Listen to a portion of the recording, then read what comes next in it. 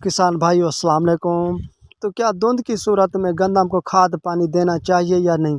तो जो किसान धुंध की सूरत में अपनी गंदम को नाइट्रोजन यूरिया का छटा करेंगे तो उनकी गंदम को ज़्यादा फ़ायदा मिलेगा, क्योंकि आम हालात में जब नाइट्रोजन यूरिया छटा की जाती है तो दिन की रोशनी में कुछ ना कुछ जो नाइट्रोजन है वो फ़िज़ा और हवा में मुअल्लक़ हो जाती है, फ़िज़ा हवा में शामिल हो जाती है और नाइट्रोजन भरपूर तौर पर गंदम की फसल को नहीं मिलती।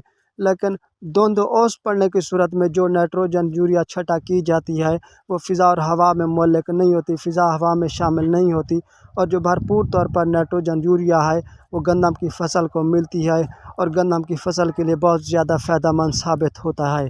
तो ये जो वक्त है भरपूर टिल्डिंग और शाखें निकालने का वक्त है, तो जो किसान चाहते हैं कि उनकी गंदम भरपूर टिल्डिंग और शाखें निकाले तो वो धुंध ओस की सूरत में अपनी गंदम को नाइट्रोजन और फास्फोरस खादों का ज़्यादा से ज़्यादा इस्तेमाल करें तो उनकी गंदम भरपूर हो जाएगी। सिर्फ नाइट्रोजन यूरिया ही नहीं बल्कि फास्फोरस खाद नाइट्रोफास या डीएपी जो किसान अपनी गंदम को देना चाहते हैं, पानी लगाते वक्त अगर वो नहीं देते और पानी लगाने के 2-3 दिन बाद सेकंड टाइम गप की हालत में वो नाइट्रोफास या डीएपी का छटा करेंगे और ऊपर से ओस पड़ रही है तो वो खाद भरपूर तौर पर उनकी गंदम को मिलेगी और उनकी गंदम के लिए बहुत ज़्यादा फ़ायदेमंद साबित होगी। तो इसलिए धुंध की सूरत में खादों का इस्तेमाल करने से हमें बहुत ज़्यादा फ़ायदा मिलता है। ये तमाम तर खादें यूरिया या नाइट्रोफास या डीएपी आपने सेकंड टाइम छटा करना है, फर्स्ट टाइम आप लोगों ने छटा नहीं करना। सिर्फ एक खाद ऐसी है जो आपने धुंध की सूरत में गंदम को छटा नहीं करनी, उसको सिर्फ फ्लाडी करना है और वो खाद है अमोनियम क्लोराइड, जिसको हम कैन गवारा भी कहते हैं।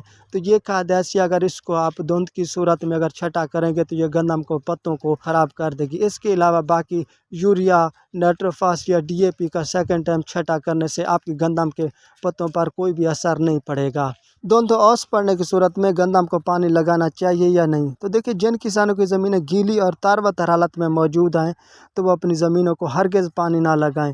तो अगर वो तार-व-तर ज़मीन पे दोबारा पानी लगा देंगे तो पानी की ज़्यादती की वजह से गंदम स्ट्रेस का शिकार हो जाएगी और गंदम जो है पिलाहट में आ जाएगी, गंदम ख़राब हो जाएगी और गंदम पर जो है फंगस पैदा होने का भी ख़दशा होता है।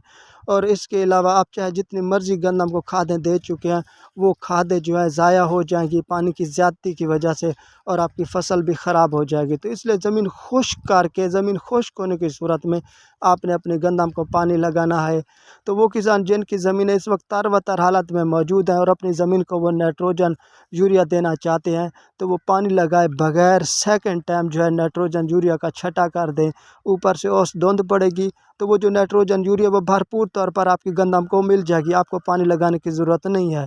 तो जिन किसानों की ज़मीनें खुश्क हो चुकी हैं तो वो पानी लगा के अपने गंदम को नाइट्रोजन यूरिया का छटा करेंगे तो उससे उनको बहुत ज़्यादा फ़ायदा मिलेगा। और ये जो नाइट्रोजन यूरिया है ये सेकंड टाइम आप लोगों ने छटा करनी है। तो दुआ में याद रखिएगा। अल्लाह हाफ़िज़।